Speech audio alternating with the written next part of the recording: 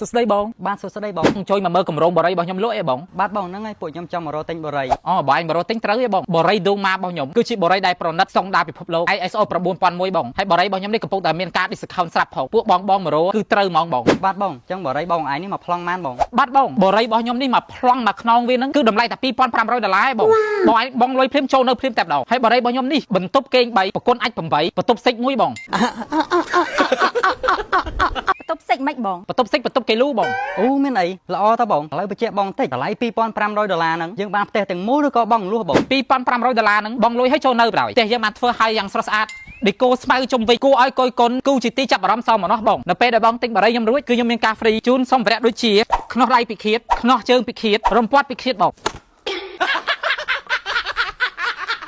អូបាទបងអញ្ចឹងខ្ញុំយកមកខ្នងហ្នឹងបងនេះបងលុយ$2500បងបាទបងចាំខ្ញុំធ្វើបញ្ជីកាត់ប្លង់ឲ្យបងបាទបងចឹងលុយបងប្រកល់ជូនខ្ញុំ$2500នេះចឹងបងនៅខ្វះ$43500ទៀតណាបងនៅខ្វះមិនបងផ្ទះតម្លៃសរុប46000បង$2500នេះគាត់បងដំបងចូលនៅទេបងហើយបងឯងមិននិយាយតម្លៃពេញពីដំបងខ្ញុំសួរបញ្ជាក់អីតាកើតទេថ្លៃខ្ញុំទិញទេអត់ទៅអាចឆ្កែស្អីម៉ែអញហើយស្អីក៏ដាក់ប្រកល់លុយអញរួចហ្នឹងឲ្យលុយខ្ញុំវិញលុយមិនលុយអញឲ្យលួងមិន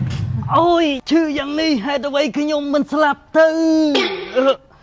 ឈឺយ៉ាងនេះហេតុអ្វីខ្ញុំមិនស្លាប់ទៅបើរស់នៅ